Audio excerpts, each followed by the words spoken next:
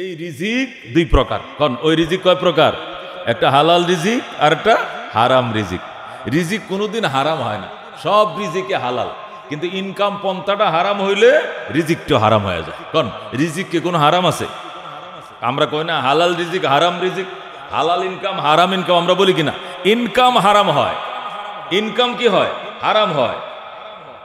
রিজিকের ইনকামটা হারাম হয়, কিন্তু রিজিক কোনোদিন হারাম হয় না। ওই জন্য মুফাসসির কেরাম বলেন, মানুষ তো বলে রিজিক দুই প্রকার, একটা হালাল রিজিক আর একটা হারাম রিজিক। হালাল রিজিক কাকে বলে? যার ইনকামটা হালাল পন্থা হয়। আর হারাম রিজিক কাকে বলে? যার ইনকামটা হারাম পন্থা হয়। আসলে রিজিক তো হারাম হয় না, সব রিজিকে আল্লাহর পক্ষ থেকে হালাল। তবে যারা ইনকাম করবে হারাম পন্থায়, তার এই হালাল রিজিকটা তার জন্য বক্ষণ করাটা কি হয়ে যায়?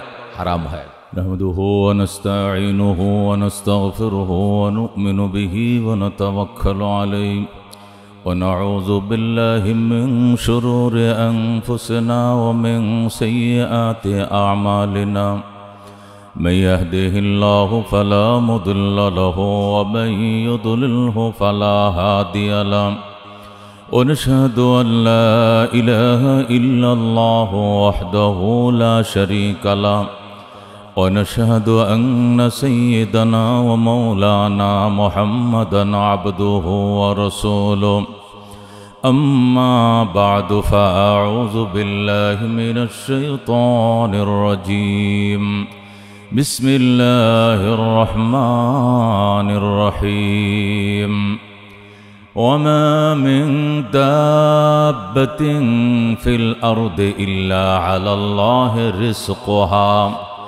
ويعلم مستقرها ومستودعها كل في كتاب مبين وقال رسول الله صلى الله عليه وسلم طلب كسب الحلال فريضة بعد الفريضة أو كما قال النبي عليه الصلاة والسلام اللهم صل على محمد وعلى آل محمد كما صليت على إبراهيم وعلى آل إبراهيم إنك حميد مجيد اللهم بارك على محمد وعلى آل محمد كما باركت على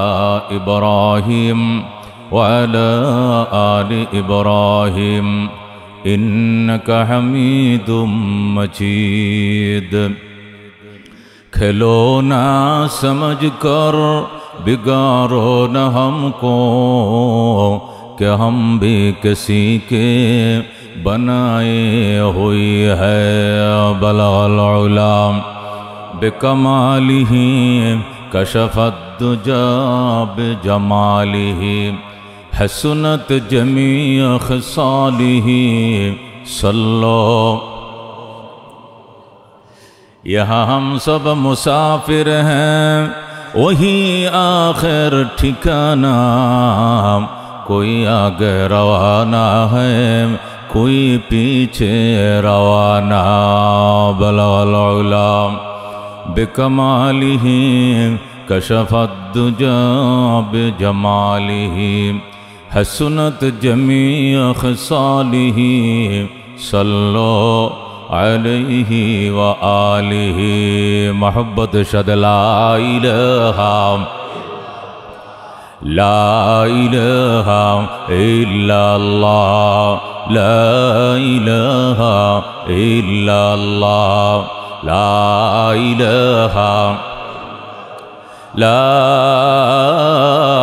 इलाहा इल्लल्लाह मुहम्मदुर रसूलुल्लाह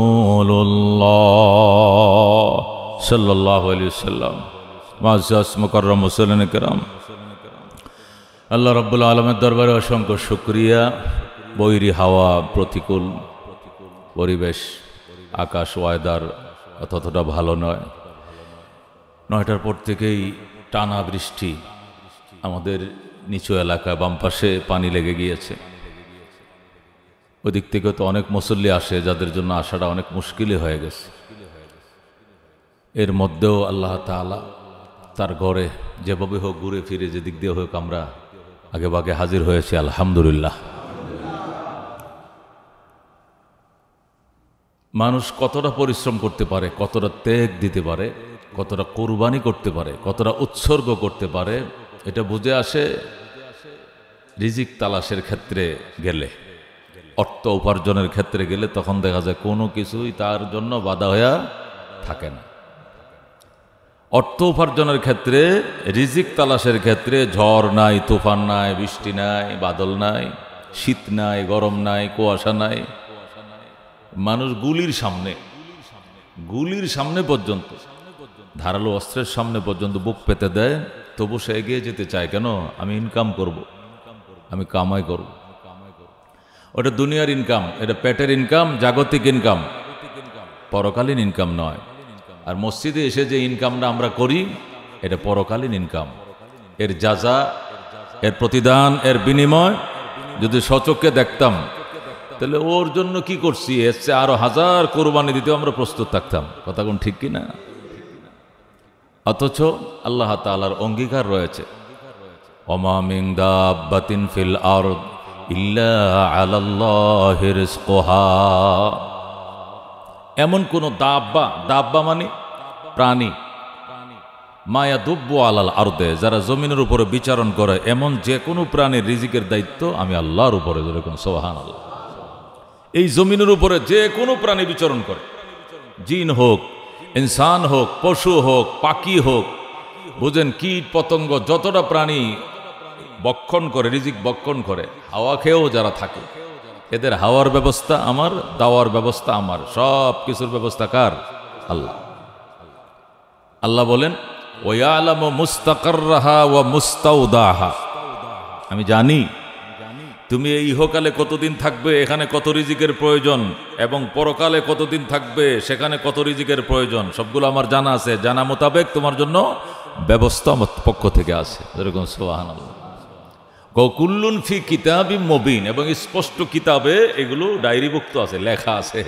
লেখা অনুযায়ী, সিস্টেম অনুযায়ী নির্ধারিত ফেরেশতা তোমার কাছে আমার পক্ষ থেকে রিজিক পৌঁছিয়ে দেবে। যেরকম সুবহানাল্লাহ। এত কিছু নির্ধারিত থাকার পরেও, আল্লাহ তাআলার পক্ষ থেকে ঘোষণাপত্র আসার পরেও বেহুশ মানুষ রিজিকের সন্ধানে নামাজ চলে যাচ্ছে, রোজা চলে যাচ্ছে, হজের টাইম চলে যাচ্ছে। কোটি কোটি টাকার মালিক, হজের খবর নাই, জাকাতের খবর নাই, সদকা ফিতরের খবর নাই, কুরবানির খবর নাই, ওমরার খবর নাই, মালের হকুকাত আদায় করার কোনো খবর নাই। উদাসীন, পাগল, সে উন্মাদ অর্থ উপার্জনের জন্য। দেশে বাড়ি, বিদেশে বাড়ি, ঢাকায় বাড়ি, পরদেশে বাড়ি, মালয়েশিয়া বাড়ি, সিঙ্গাপুর বাড়ি, আরও শুনছে আমেরিকাও, আরও কত বহির্বিশ্বে কত বাড়ি যে বানাইছে। কোনো নেতাদের ব্যাপারে জানা একজনের কয়েকশো করে বাড়ি আছে বাহিরে। যেরকম নাউজুবিল্লাহ মিজাল। অথচ সে যদি পরকালের জান্নাতের একটা বাড়ি নির্ধারণ করতে পারত, এর মতো কপাল্যা ভাগ্যবান এই পৃথিবী তার দ্বিতীয় কেউ ছিল না। কথা কোন ঠিক কিনা? আল্লাহু আকবার। মুহতারাম হাজিরিন, রিজিকের দায়িত্ব আল্লাহর। কার? কোনো মানুষ রিজিকের অভাবে মারা যায় না। কোনো মানুষ রিজিকের অভাবে মারা যায় না। কোরআন সুন্নাত থেকে আপনাদেরকে আজকে আলোচনাটা করি, খেয়াল করে শুনেন। তাহলে যে অনেকেই বলে, হারে এই বেচারা রিজিকের অভাবে মারা গেল, খাবারের অভাবে সে মারা গেল। রিজিক কতদিন? তার হায়াত যতদিন। মানুষের হায়াত যতদিন, এতদিন আল্লাহ কি দিবেন? রিজিক দিবেন। যেদিন হায়াত ফুরিয়ে যাবে, ওই দিন তার রিজিকও শেষ হয়ে যাবে। যে মানুষটা না খেয়ে মারা গেল আজকে দুপুর 2টায়, মনে করতে হবে তার হায়াতে ছিল দুপুর 2টায়, তার মৃত্যুর কারণ হইল না খাওয়া। সে স্যালাইনের উপরে ছিল, তার খাবার আল্লাহ বন্ধ করে দিয়েছেন। সে খাবারের অভাবে দুপুর 2টায় মারা যায় নাই, বরং নির্ধারিত খাবারের কারণেই সে দুপুর 2টায় মারা গেছে। এরপরে তার কপালে আর রিজিক নাই, খাবার নাই, সুতরাং সে দুনিয়াতে থাকতে পারবে না। এটাই সিস্টেম। মানুষ কতটা কথা বলবে, আল্লাহর পক্ষ থেকে লেখা আছে যে 10,02,02,225টা কথা বলবে। এই কথাগুলি বলবে। এর কথা, এই নির্ধারিত কথা যখন শেষ হয়ে যাবে, তখন যদি তার হায়াত থাকে 1-2 বছর, তো 2 বছর সে এমনি বেঁচে থাকবে, কিন্তু কথা বলতে পারবে না। মানুষ কত লক্ষ ঘন্টা ঘুমাবে এটা নির্ধারিত। এই নির্ধারিত ঘন্টা সময় সে যদি ঘুমিয়ে ফেলে, অতিরিক্ত সে ঘুমিয়ে ফেলে আগে, তাহলে তার হায়াত 2 বছর রয়েছে কিন্তু তার ঘুম নাই, সে নির্ঘুমে জীবন কাটাবে। 4টা-5টা করে ঘুমের ট্যাবলেট খাবে কিন্তু তার ঘুম হবে না, সে পড়ে থাকবে, চোখ বুজে থাকবে কিন্তু ঘুম আসবে না, কারণ তার নির্ধারিত ঘুম এটার মেয়াদ শেষ। বাস, মানুষ কতটা কথা বলবে এটা নির্ধারিত, কত টাইম ঘুমাবে নির্ধারিত, কতটা রিজিক সে খাবে নির্ধারিত। এই জন্য খাওয়ার ক্ষেত্রেও ব্যালেন্স রেখে খাওয়া, তাহলে আল্লাহ তাআলা শেষ পর্যন্ত খাওয়ায়া যাবেন। বলার ক্ষেত্রে ব্যালেন্স করে বলা, আল্লাহ শেষ পর্যন্ত বলিয়ে যাবেন। ঘুমার ক্ষেত্রেও ব্যালেন্স রেখে ঘুমানো, তাহলে আল্লাহ মওত পর্যন্ত ঘুমায়া যাবেন। যেরকম আল্লাহু আকবার, আপনাকে ঘুম পাড়ানোর সুযোগ দিবেন, আপনি মওত পর্যন্তই টাইম মতো আপনার চোখে ঘুম আসবে, নতুবা ঘুম আসবে না। কুল্লুন ফি কিতাবিম মুবিন, আল্লাহ বলেন সবকিছুই স্পষ্ট কিতাবে লিপিবদ্ধ তোমার নামে, এর ব্যতিক্রম ঘটবে না। এটাই রিজিক। আমাকে দৌড়াইতে হবে না, আমার পিছনে রিজিক দৌড়াবে, আমার পিছনে রিজিক দৌড়াবে। এই আস্থা এবং এই বিশ্বাস যদি থাকে, তৈরি করে দেখুন আল্লাহ দেয় কিনা। হযরতে আবু মুসা আশআরী রাদিয়াল্লাহু তাআলা আনহু এবং আবু মালিক আশআরী রাদিয়াল্লাহু তাআলা আনহু, রাসূলের 2 জন সাহাবী, এরা সিনিয়র সাহাবী। ওনারা 2 জন অনেক দূর থেকে, দূর দেশ থেকে, আশারা অঞ্চল থেকে মদিনায় আসলেন নবীজির সাথে সাক্ষাৎ করার জন্য। মুসলমান হবেন, কালিমা পড়বেন, ঈমান আনবেন, এই জন্য নবীর সাথে সাক্ষাৎ করার জন্য বিরাট বড় কাফেলা নিয়ে মদিনায় আসছে। এবং সেই আশারা অঞ্চল থেকে, মদিনার থেকে অন্তত 2000 কিলোমিটার দূর থেকে তারা এসছে। 40 জনের বিশাল বড় কাফেলা, 50 জনের কাফেলা, বড় কাফেলা। ওরা ওখান থেকে মদিনা আসবে, এই পর্যন্ত রাস্তায় যত খাবারের প্রয়োজন, 2-4 দিন 10 দিন মদিনায় থাকবে নবীজির দরবারে, এই সমস্ত প্রয়োজনীয় খাবার দাবার সাথে নিয়েই তারা আসছে। আগের দিনে মানুষ খাবার দাবার সাথে নিয়ে যেত, আগের দিনে যারা হজ করতে যেত ওরা ডাল চাল সবকিছু সাথে নিয়ে যেত, হান্ডি পাতিলও নিয়ে যেত। মক্কার মানুষ শুধু খালি লাকড়ি টাকরি চুলা টুলার ব্যবস্থা করে দিত, আর বাকি ডাল চাল হাঁড়ি পাতিল নিয়ে যাওয়া লাগতো ওখানে পাকশাক করে খাওয়ার জন্য। ওখানে যদি পাওয়া না যায়, আমরা না পাই, অভাব থাকে, তখন আমরা কি খেয়ে বাঁচবো। এই আশারি বংশের আবু মালিক আশারি, আবু মুসা আশারি রাদিয়াল্লাহু তাআলা আনহুমা, ওনার রাসূলের সাহাবী। ওনারা সাহাবী হওয়ার আগের ঘটনা।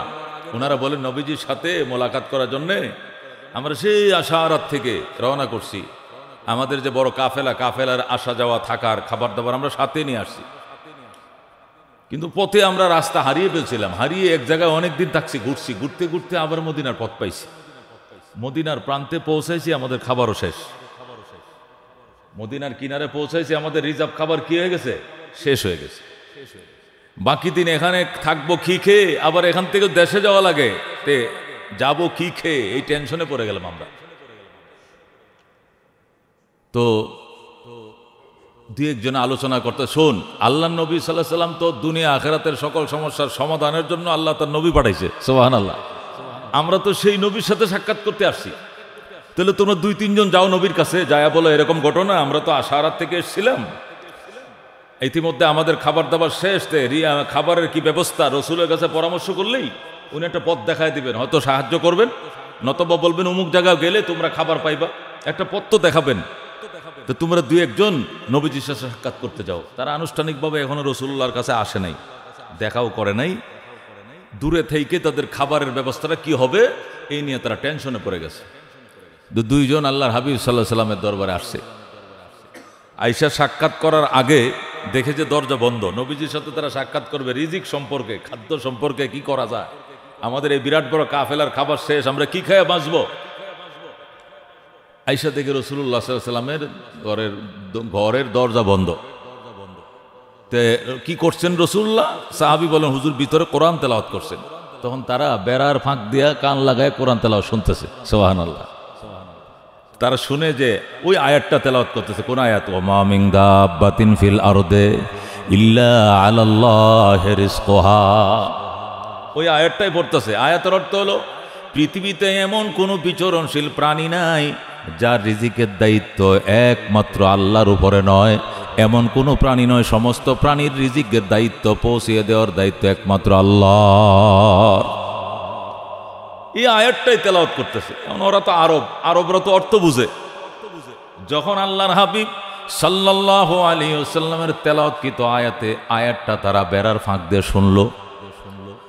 শোনার পরে তারা কয়, হায় হায়, কার কাছে যাবি? আল্লাহর পয়গম্বরের মুখ দিয়ে এমন টাইমে কোরআনের আয়াত বের করে দিয়েছে, যে টাইমে আমরা রিজিকের জন্য হন্য হয়ে দৌড়াইতেছিলাম। অর্থাৎ আল্লাহ তার নবীর জবান দেয়া তেলাওয়াত করে আমাদেরকে বুঝাইয়া দিছে, কোথাও যাওয়া লাগবে না, রিজিক আমাদের বাড়ি অটোমেটিক পৌঁছে যাবে। সুতরাং এক কাজ করি, আমরা রাসূলুল্লাহ সাল্লাল্লাহু আলাইহি সাল্লামকে ডাকার দরকার নাই, ওনার থেকে নতুন করে জিজ্ঞাসা করার কোনো প্রয়োজন না। যা জিজ্ঞাসা করতে আসছিলাম সেটা তো কোরআনের আয়াত দিয়ে আমরা বুঝে পেয়েছি। সুতরাং তারা আর রাসূলুল্লাহর সাথে দেখা না করে আবার চলে গেছে কাফেলায়। তো কাফেলার লোকজন জিজ্ঞাসা করে, কি ব্যবস্থা হয়েছে রিজিকের? হ্যাঁ, রিজিক আমাদের বাড়িতে অটোমেটিক পৌঁছে যাবে, রিজিক যার দায়িত্বে উনি নাকি আমাদের বাড়িতে রিজিক পৌঁছায় দিবে, সুতরাং আত্মকোথাও দৌড়াদৌড়ি করার প্রয়োজন নাই। সুবহানাল্লাহ।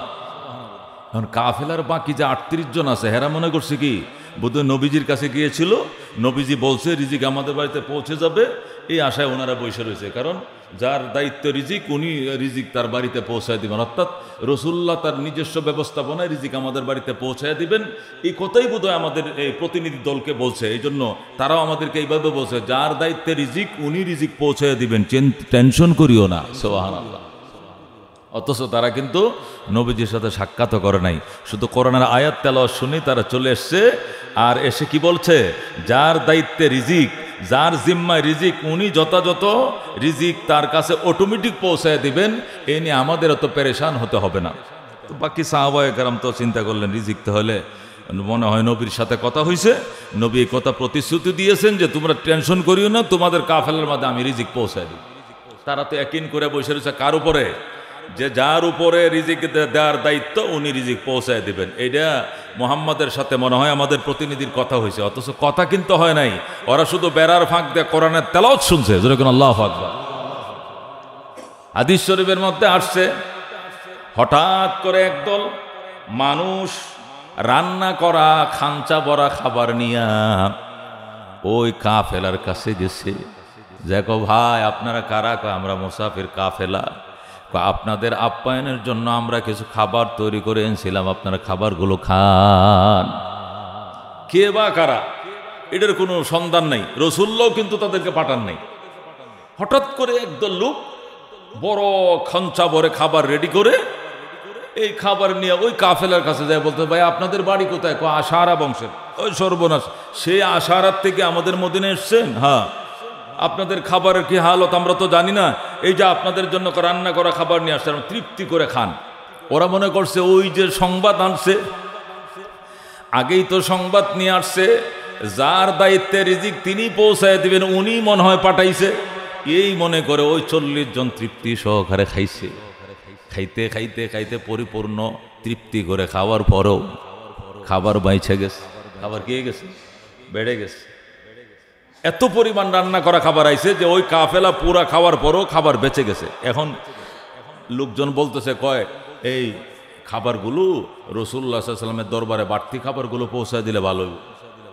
কারণ আমাদের যে পরিমাণ খাবারের প্রয়োজন ছিল, মাশাআল্লাহ আমরা যেটা খাইছি, ইনশাআল্লাহ 3 দিন থাকা যাবে। এই খাবার যে খাবার পরিমাণে আমরা খেয়েছি 3 দিন থাকা যাবে, আমাদের আর নতুন খাবারের প্রয়োজন নেই। আরও তো ক্ষুধার্ত মানুষ থাকতে পারে, বাড়তি খাবারগুলো নবীজির দরবারে পৌঁছায় দেয়। ওনারা কাফেলা দলের লোকজন মিলে কয়েকজনে আবার এই বাড়তি খাবার নিয়ে নবী আলাইহিস সালামের দরবারে যায়, কই ইয়া রাসূলুল্লাহ, আপনি যে আমাদের জন্য রান্না করা খাবার পাঠিয়েছিলেন, খাবারটা অনেক মজা হয়েছে, আমরা তৃপ্তি সহকারে খেয়েছি। খাবার পরে এই খাবারগুলো বেড়েছে, এগুলো আরও ক্ষুধার্ত মানুষ থাকতে পারে, ওনাদেরকে আপনি পৌঁছায় দেন। আপনার জন্য অসংখ্য শুকরিয়া, আপনি দয়া করে যে আমাদের ক্ষুধার্ত মানুষগুলোর জন্য রান্না করে একবার খাবারটা পাঠাইছিলেন। আল্লাহ রাব্বিক, না তো, আমি তো কোনো খাবার পাঠাই নাই। আল্লাহু আকবার। কে বলছে তোমাদেরকে আমি খাবার পাঠিয়েছিলাম? না তো, আমি তো কোনো খাবার পাঠাই নাই। কি বলেন আপনি? আমাদের কাফেলা না আসছে, আমাদের না 2 জন প্রতিনিধি আসছিল, আসার পরে আপনার থেকে সায় নিয়েছে, আপনি নাকি বলেছেন রিজিক দেওয়ার যার দায়িত্ব উনি রিজিক যথাযথ পৌঁছে দেবে। আমরা তো মনে করছি আপনার দায়িত্বে আপনি রিজিক পৌঁছে দিয়েছেন। রাসূল বলেন রিজিকওয়ালা আসমানে। যেরকম আল্লাহু আকবার। উনি আকাশে। আপনাদের কোনো প্রতিনিধির সাথে আমার কখনো দেখা হয় নাই। আশারি কোনো প্রতিনিধির সঙ্গে আমার দেখা হয় নাই। আমি হয়তো কোরআন তেলাওয়াত করতেছিলাম, ওমা মিন দাব্বাতিন ফিল আরদি ইল্লা আলাল্লাহি রিজকুহা, হয়তো এই আয়াত শুনে তরজমা বুঝেই তারা বিদায় হয়ে গিয়েছে যে আল্লাহর উপরে রিজিকের দায়িত্ব। আর আপনারা সে আশার উপরে ছিলেন, যেহেতু আল্লাহর উপরে আপনাদের আস্থা ছিলেন, আল্লাহই কোনো বন্দার দিল নরম করে দিয়েছে, তারা খাবার তৈরি করে আপনাদেরকে খাইয়েছে। যেরকম আল্লাহু আকবার। এই হাদিসের এই ঘটনা সরাসরি হাদিসের মুসলিম শরীফে, নাসাই শরীফে, আবু দাউদ শরীফে, 3 কিতাবে ঘটনা আছে। মুসলিম, নাসাই, আবু দাউদ, এই বিশুদ্ধ হাদিসের কিতাবে ঘটনা এনে জগৎবাসীকে বুঝাইতেছে রিজিকের দায়িত্ব কার। ওর উপরে আস্থা থাকলে হবে। মাশাআল্লাহ, মাইয়াত্তাকিল্লাহ ইয়াজআল লাহু মাখরাজা ওয়া ইয়ারযুকুহু মিন হাইসু লা ইয়াহতাসিব। আল্লাহর উপরে আস্থাশীল হয় যারা, আল্লাহকে ভয় করে যারা, আল্লাহর প্রতি তাকওয়া অবলম্বন করে যারা, আল্লাহ তার রুদ্ধ পথকে খুলে দেয়, বাঁধা পথকে খুলে দেয়, আর এমন জায়গা থেকে রিজিকের ফয়সালা করে সেখান থেকে রিজিক যে পাবে এই কথা কোনোদিন সে কল্পনাও করে না। সুবহানাল্লাহ। দোস্ত, আল্লাহ তাআলার উপরে ওরকম থাকতে হবে। এই রিজিক 2 প্রকার। কারণ ওই রিজিক কয় প্রকার? একটা হালাল রিজিক আর একটা হারাম রিজিক। রিজিক কোনোদিন হারাম হয় না, সব রিজিকে হালাল, কিন্তু ইনকাম পন্থাটা হারাম হইলে রিজিকটা হারাম হয়ে যায়। কারণ রিজিককে কোনো হারাম আছে? আমরা কই না হালাল রিজিক হারাম রিজিক, হালাল ইনকাম হারাম ইনকাম, আমরা বলি কিনা? ইনকাম হারাম হয়, ইনকাম কি হয়? হারাম হয়। রিজিকের ইনকামটা হারাম হয়, কিন্তু রিজিক কোনোদিন হারাম হয় না। ওই জন্য মুফাসসির কেরাম বলেন, মানুষ তো বলে রিজিক 2 প্রকার, একটা হালাল রিজিক আর একটা হারাম রিজিক। হালাল রিজিক কাকে বলে? যার ইনকামটা হালাল পন্থা হয়। আর হারাম রিজিক কাকে বলে? যার ইনকামটা হারাম পন্থা হয়। আসলে রিজিক তো হারাম হয় না, সব রিজিকে আল্লাহর পক্ষ থেকে হালাল। তবে যারা ইনকাম করবে হারাম পন্থায়, তার এই হালাল রিজিকটা তার জন্য বক্ষণ করাটা কি হয়ে যায়? হারাম হয়। আল্লাহ তাআলা সাধারণ ইমানদারদেরকে, আল্লাহ তাআলা বেঈমান কাফের সকলকে, আল্লাহ তাআলা নবী রাসূলকে, সব ধরনের মানুষকে, মানে দুনিয়ার সাধারণ মানুষকে, তারা ইমানদার হোক বা না হোক, সবাইকে ঘোষণা দিয়েছেন, ইয়া আইয়ুহান নাস কুলু মিম্মা ফিল আরদি হালালান তাইয়্যিবা ওয়ালা তাত্তাবিউ খুতুওয়াতিশ শাইতান ইন্নাহু লাকুম আদুউম মুবিন। আল্লাহ বলেন, ইয়া আইয়ুহান নাস, ওরে মানব জাতি, ও হে মানব জাতি, তুই মুসলমান হস আর নাই হস, তুই ইমানদার হস আর ইমানদার নাই হস, তুই যে ধর্মের হস না কেন, তুই আল্লাহকে বিশ্বাস করস আর নাই করস, তা তোকে বলছি কুলু মিম্মা ফিল আরদি হালালান তাইয়্যিবা। তুই বেঈমান হলেও হালালে তৈয়ব পবিত্র রিজিক তুই খাবি, তুই বেঈমান হলেও হারাম রিজিক তুই খাস না। রিজিক এমন একটা জিনিস, এটা ইমানদারের জন্য যেরকম সতর্কতার সাথে কামাই করতে হয়, বক্ষণ করতে হয়, বেঈমানের জন্য আল্লাহ বলছেন, নতুবা সমাজ ব্যবস্থা ধ্বংস হয়ে যাবে। সুদ খাওয়া ইমানদারের জন্য হারাম আর বেঈমানের জন্য হালাল এমন নয়। সুদের দ্বারা ধনীরা ধনী হতে থাকবে আর গরিবরা গরিবে হতে থাকবে, সমাজ ধ্বংস হয়ে যাবে, সমাজে গুণে ধরে ফেলবে। এটা যদি ইমানদাররা না খায় আর বেঈমানরা খায়, তারপরে তো একই অবস্থা থাকবে। এই জন্য আল্লাহ ইমানদার বেঈমান সবাইকে বলছে হালাল খা, বৈধ খাবার খাবাটা। ইমান আনস না তাতে কি? সমাজ ব্যবস্থা ধ্বংস করিস না। তুই কালিমা পড়স না তাতে কি? তারপরে সমাজটাকে তুই ধ্বংস করিস না। তো খাবার ক্ষেত্রে তুই হালাল খাবি। এই জন্য বলছে ইয়া আইয়ুহান নাস, নাস মানে হে ইমানদার, এরকম না, নাস মানে হে মানব জাতি। ইয়া আইয়ুহান নাস, হে মানব জাতি, কুলু মিম্মা ফিল আরদি হালালান তাইয়্যিবা, তোমরা বক্ষণ করো, তোমরা খাও, মিম্মা ফিল আরদে, জমিনের মধ্যে যা আছে, হালাল এবং তৈয়ব। হালাল মানে হালাল, তৈয়ব মানে পবিত্র। পবিত্র হালাল পবিত্র আহার তুমি বক্ষণ করো। তুমি বেঈমানদার হও আর বেঈমান হও, সমাজ ব্যবস্থা যাতে ধ্বংস না হয়। এই জন্য ইমান আনো নাই, ঠিক আছে, ইমান আনো নাই, তারপরেও তোমাকে খানার ক্ষেত্রে সতর্কতার সাথে বলছি, তুমি হারাম খাবার তুমি খাইও না। আল্লাহ ইমানদারকে বলছেন, ইয়া আইয়ুহাল্লাযীনা আমানু কুলু মিন তাইয়্যিবাতি মা রাযাকনাকুম ওয়াশকুরু লিল্লাহ ইন কুনতুম ইয়্যাহু তা'বুদুন। আল্লাহু আকবার। আল্লাহ বলেন, ইয়া আইয়ুহাল্লাযীনা আমানু, এখন বলতেছে হে বিশ্বাসীরা, কুলু মিম্মা ফিল আরদি, কুলু মিন তাইয়্যিবাতি মা রাযাকনাকুম, যে রিজিক তোমাদেরকে দিয়েছে এর মধ্যে পবিত্র যেগুলো, এগুলো তোমরা বক্ষণ করো। ওয়াশকুরু লিল্লাহ, এবং আল্লাহর কৃতজ্ঞতা আদায় করো। ইন কুনতুম ইয়্যাহু তা'বুদুন, যদি তার ইবাদতেই তোমরা করো। তাহলে শ্বাসে নিঃশ্বাসে বলো, হে রব তুমি খাওয়াইছো বলেই আমি খাইছি, আলহামদুলিল্লাহিল্লাযী আত'আমানা ওয়া সাকানা ওয়া জাআলানা মিনাল মুসলিমিন। যেরকম সুবহানাল্লাহ। তুমি খাওয়ার পরে কি বলবা? সকল প্রশংসা ওই আল্লাহ তাআলার জন্য, যিনি আমাকে খাওয়াইলেন, যিনি আমাকে পান করাইলেন, যিনি আমাকে মুসলমান বানাইলেন, তার জন্যই সমস্ত প্রশংসা। আলহামদুলিল্লাহিল্লাযী আত'আমানা ওয়া সাকানা ওয়া জাআলানা মিনাল মুসলিমিন। সকল প্রশংসা ওই আল্লাহ তাআলার জন্যে, যিনি আমাকে খাওয়াইলেন, যিনি আমাকে পান করাইলেন, যিনি আমাকে মুসলমান বানাইলেন, তার জন্যই সমস্ত প্রশংসা। সুবহানাল্লাহ। এটা হলো ইমানদারদের জন্য। এবার নবীদের জন্য, ইয়া আইয়ুহান নাবিয়্যু ইয়া আইয়ুর রাসূল, হে রাসূলগণ, কুলু মিম্মা ফিল আরদি হালালান তাইয়্যিবা, তোমরা জমিন থেকে হালালে তৈয়ব খাবারগুলো, পবিত্র খাবারগুলো খুঁজে খুঁজে খাও। আল্লাহ নবীগণকেও বলছেন, সাধারণ ইমানদারকেও বলছেন, এমনকি বেঈমান কাফের সহ সাধারণ মানব জাতিকেও বলছেন। এক কথায় সমস্ত মানব জাতিকে ঘোষণা করছেন, তুমি ইমানদার হও আর বেঈমান হও, অথবা শুধু ইমানদারে হও, অথবা তুমি নবী রাসূল হও, তুমি যে শ্রেণীর মানবে হও না কেন, তোমাকে হালালে তৈয়ব মহাপবিত্র আহার ভক্ষণ করতে হবে। এছাড়া সমাজ বিনির্মাণে, আল্লাহু আকবার, তোমার এই ভূমিকা সমাজ বিনির্মাণে ধ্বংস ডেকে আনবে, গুণে ধরবে সমাজে। যদি সমাজে সুদ থাকে, ঘুষ থাকে, ঘ্রাস থাকে, একজনের সম্পদ আরেকজন যদি ঘ্রাস করে খাও, জুলুম। ওমা রাব্বুকা বিযাল্লামিল লিল আবিদ, আপনার রব বান্দার প্রতি জালেম নয়, জুলুম অত্যাচারী নয়। তোমরা একে অপরের উপরে জুলুম করবা না। আল্লাহ তাআলা পরিষ্কার বলেছেন, তার নবীর জমানের দ্বারা পরিষ্কার বলেছেন। আল্লাহ রাব্বুল আলামিন বলেন, ইত্তাকি দাওয়াতাল মাজলুম, মজলুমের বদদুয়া থেকে বাইচো, ফাইন্নাহু লাইসা বাইনাহা ওয়া বাইনাল্লাহি হিজাব, কেননা মজলুমের বদদুয়া এবং আল্লাহর মাঝখানে কোনো পার্টিশন নাই। মজলুম যদি বলে, আল্লাহ আমার উপরে কি অত্যাচার চলছে তুমি দেখো, আমি পারি না, তুমি তো পারো, বিচার করো। ডাক দিতে দেরি হবে, মাওলা তোমার বিচার করতে দেরি করবেন না। জালেমকে আল্লাহ তাআলা দুনিয়াতে জুলুমের বিচার না করায়া, জালেমকে এই দুনিয়াতে মাজলুমের সামনে উপযুক্ত বিচার না করায়া, আল্লাহর অঙ্গীকার আছে জালেমকে দুনিয়ার থেকে যাইতে দিবেন না। আল্লাহর অঙ্গীকার আছে। হয়তো আমরা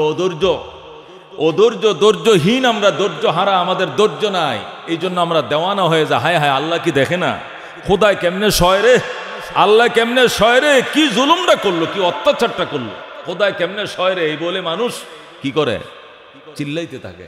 আল্লাহ কয়, আমার সয় ভালা, চিন্তা করিস না। এই জালেমের বিচার দুনিয়াতে না করায়া, মজলুমের চোখে জালেমের বিচার না দেখাই, আমি জালেমের দুনিয়া থেকে বিদায় নেব না। মজলুমও বেঁচে থাকবে, জালেমও বেঁচে থাকবে, মজলুমের চোখের সামনে জালেমের বিচার হবে। আল্লাহু আকবার। এটা আল্লাহ তার প্রতিশ্রুতিবদ্ধ।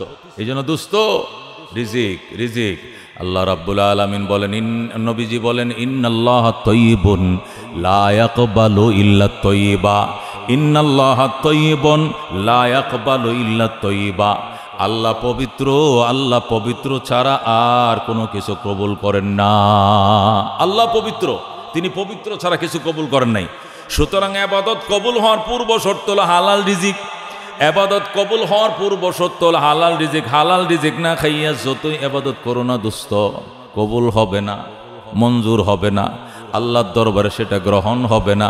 যত সুন্দর করে সাজাও রিজিকের ভার, রিজিক যদি হালাল না হয়, কোনো ইবাদত একটা সজদা আল্লাহর দরবারে কবুল হবে না। আল্লাহ তাআলার দরবারে ইবাদত কবুল হওয়ার পূর্ব শর্ত হালাল রিজিক। হালাল রিজিক ঘটনা আপনাদেরকে শুনিয়েছিলাম।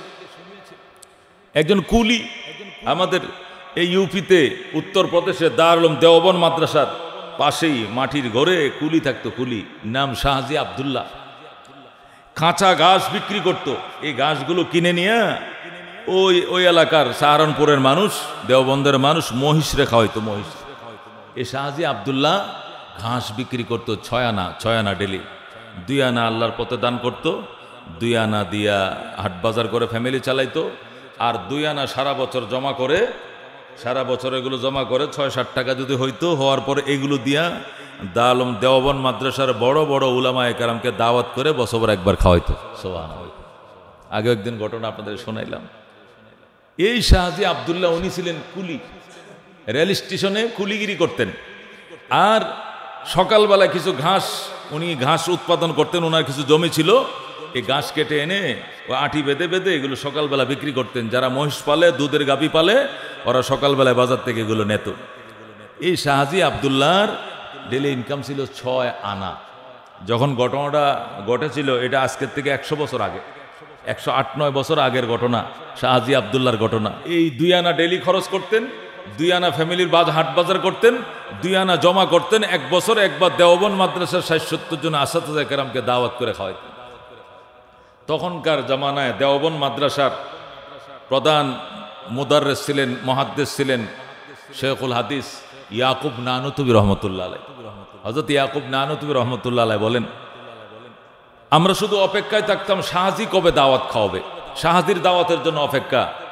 আমাদেরকে সাহারানপুরে, দিল্লিতে বড় বড় লোকরা, মুসলমান বড় বড় প্রপার্টি ব্যবসায়ীরা গাড়ি পাঠায় দিত দাওয়াত খেয়ে আসার জন্য। আমাদের গাড়িতে নিয়ে যাব, খাওয়ায় আপনার বাড়ির সামনে মাদ্রাসায় নামায় দিয়ে যাব। কিন্তু উস্তাদরা দাওয়াত খাইতে এত আগ্রহ দেখাইতো না। কিন্তু শাহজি দাওয়াতের জন্য আমরা স্টাফ মিটিং বসলে, মিটিংয়ের মধ্যে শুধু আমার জিগাইতো, ইয়াকুব নানুতুবি সাহেব শাহজি নে কব দাওয়াত খিলায়েগা। ও নানুতুবি, ও দেওবন্দ মাদ্রাসার মুহাদ্দিস সাহেব, শেখুল হাদিস সাহেব, শাহজির দাওয়াতের কোনো খবর আছে না, সে কবে দাওয়াত খাওয়াবে? তো ইয়াকুব নানুতুবি বলতেন, বেটা এই ইন্ডিয়ার বড় লোকেরা কত দাওয়াত খাওয়ানোর জন্য আমাদেরকে পাগল, তোরা দাওয়াত খাইতে যাস না।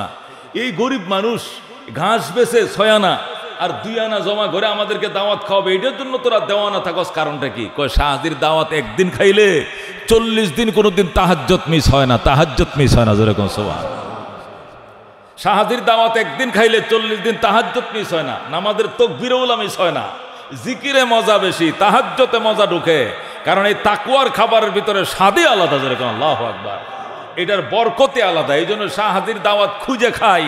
আর ওই জালেম সুদে ঘুষে হালালে হারামে যারা ব্যবসা করে কোটি টাকার মালিক, হিন্দুস্তানের মধ্যে মুসলমান বড় লোক আছে না, বহু আছে, ওই কোটিপতিদের দাওয়াত খাইলে এই অভ্যস্ত তাহাজ্জুদ ছুটে যায়, অভ্যস্ত তাহাজ্জুদ ছুটে যায়, অভ্যস্ত তাকবীরউল্লাহ ছুটে যায়। আর শাহজির দাওয়াত খাইলে তাহাজ্জুদ ধরা লাগে, তাহাজ্জুদ ছুটে না, আরো তাহাজ্জুদ ধরে থাকে। যেরকম আল্লাহ। হালাল রিজিক এমন এক জিনিস, হালাল রিজিক এমন এক বরকতময় জিনিস। নবী আলাইহিস সালাতু ওয়াস সালামের নাতি হযরত হাসান হোসেন, নবীজির দরবারে একদিন সদকা আসছে, সদকার কিছু খাবার আসছে, বিরিয়ানি আসছে, ধরেন খুব দামি খাবার আসছে সদকার। তো নবী আলাইহিস সালাম তো ওনার তো সৈয়দ, ওনারা কোরাইশ বংশের লোক, ওনাদের জন্য সাদাকা খাওয়া নিষেধ। হাসান হোসেন তো ছোট মানুষেরা, নাতিরা নানার খুলে বসছে, যেই মাত্র খাঞ্চা খুলে দিছে, খাবারের বাটি যখন খুলছে, সুগ্রান দিকে হাসান হোসেন যায় 2-1 লোকমা মুখে দিয়ে লাইছে। আল্লাহর হাবিব সাল্লাল্লাহু আলাইহি ওয়াসাল্লাম, নানা ভাই থামো থামো থামো। হাসান হোসেনকে থামাই বলে, এই খাবারটা কে আনছে রে? হুজুর আমি আনছি। তুমি আনছো মানে কি হিসাবে? কয়টা সাদাকার খাবার। লা হাওলা ওয়ালা কুওয়াতা ইল্লা বিল্লাহ। জানো না নবীর বংশধররা সদকা খায় না? যেরকম আল্লাহু আকবার। নবীর বংশধর সদকা খাওয়া নিষেধ, কোরাইশদের সদকা খাওয়া নিষেধ। তুই আমার সামনে সদকার খাবারটা রাখলি? হুজুর আমি তোরে জানতাম না। জলদি না আনতে সরা, গরিবদেরকে, এই মসজিদের সামনে গরিবদেরকে দে। ইতিমধ্যে হাসান হোসেন তো 2-1 লোকমা খেয়ে ফেলছে। আল্লাহর হাবিব সাল্লাল্লাহু আলাইহি ওয়াসাল্লাম হাসান হোসেনকে কয়, না ভাই কাক কাক কাক কাক কাক কাক মানে কাক মানে বমি করো, বমি করো মানে কি? বমি করো, বমি করো। দুনুটা নাতিকে আল্লাহর নবী বমি করে ছাড়ছে। যেরকম আল্লাহু আকবার। এবং ওই তাজা খাবারটা বাইর করছে পেট থেকে, বের করানোর পরে এবার কুলিকালি করাইয়া পরে অন্য খাবার আল্লাহ নবী খাওয়াইছে, খাওয়াইয়া এই সাদকার খাবারটা মুখ থেকে বের করে আসছে। কাক কাক কাক কাক মানে বমি করো, বমি করো। নবী আলাইহিস সালাম নাতিদেরকে বমি করায় পেটের থেকে খাবারটা বের করে আসছেন। আল্লাহু আকবার বলেন। সাদকা তাদের জন্য জায়েজ নেই।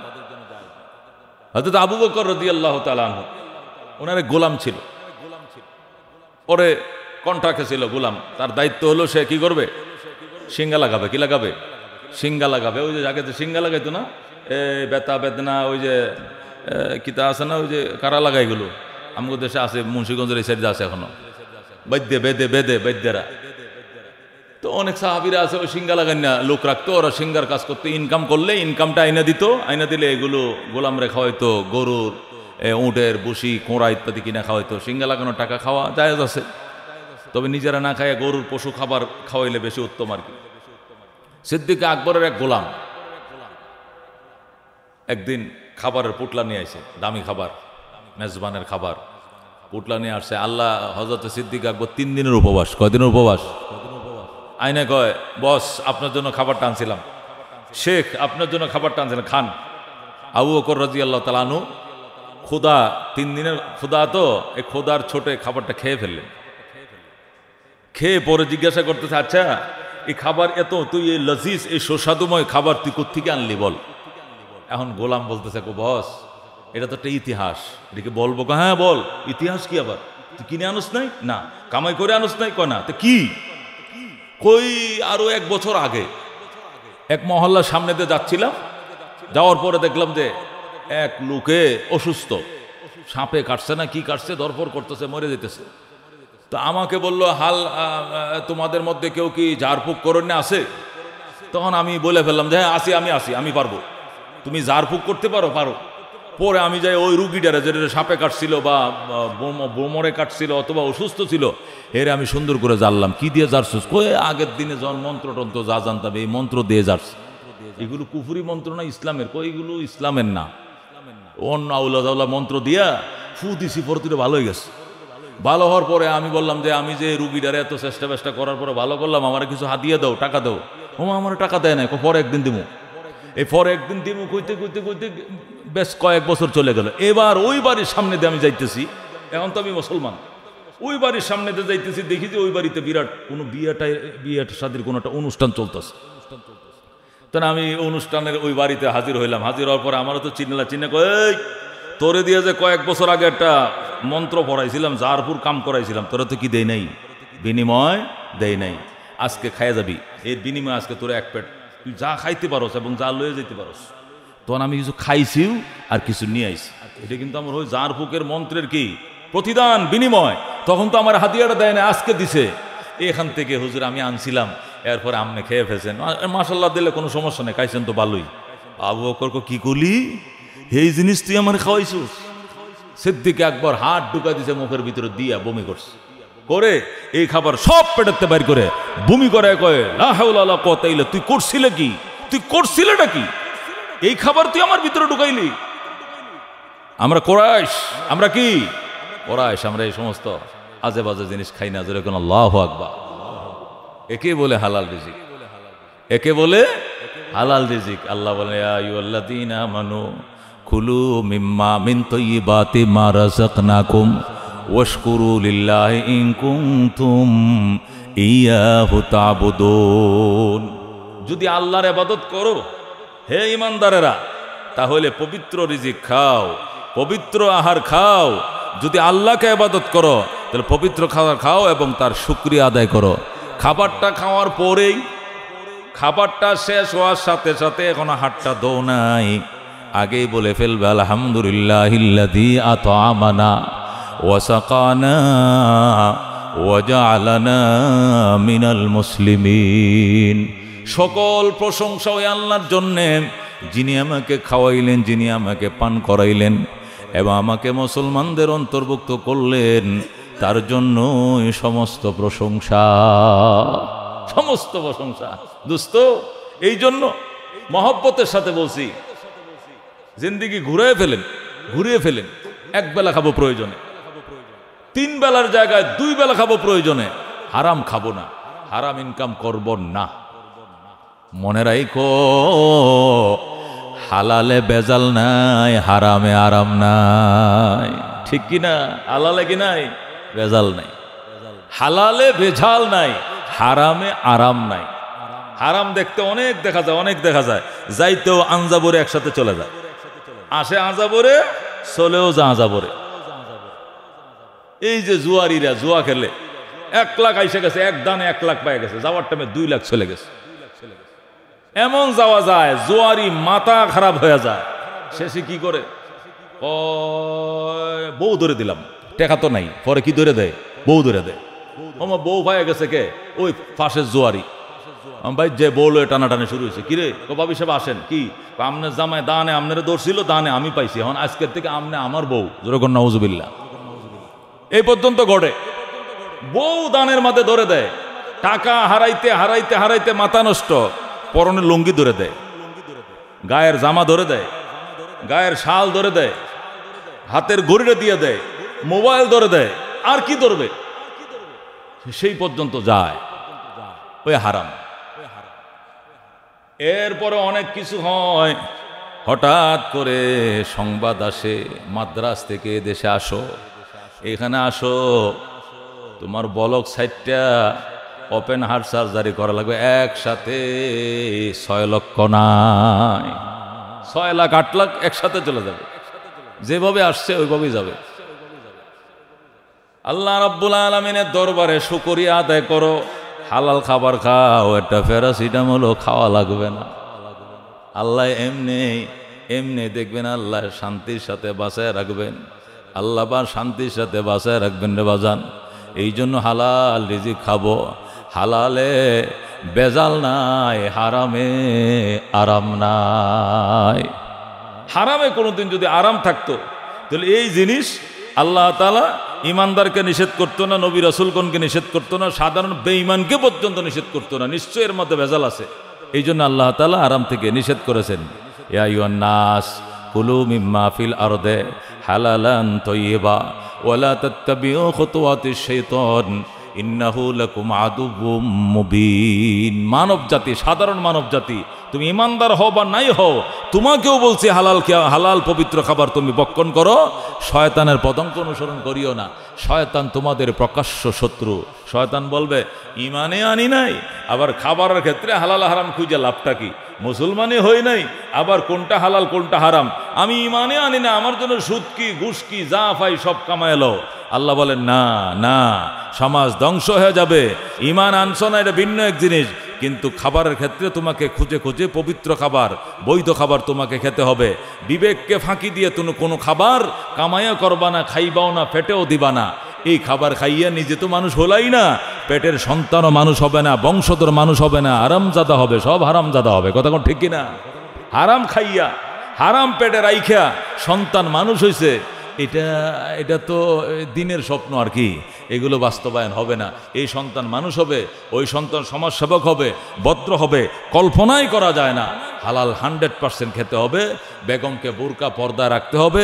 এরপরে যে পেটে সন্তান আসবে, এই সন্তান আলেম হবে, হাফেজ হবে, সমাজসেবক হবে, ভালো মানুষ হবে, ভদ্র মানুষ হবে, মসজিদ মাদ্রাসার খাদেম হবে, সমাজের খাদেম হবে, দুঃখী ব্যতীত দরদি মানুষের পাশে দাঁড়াবে।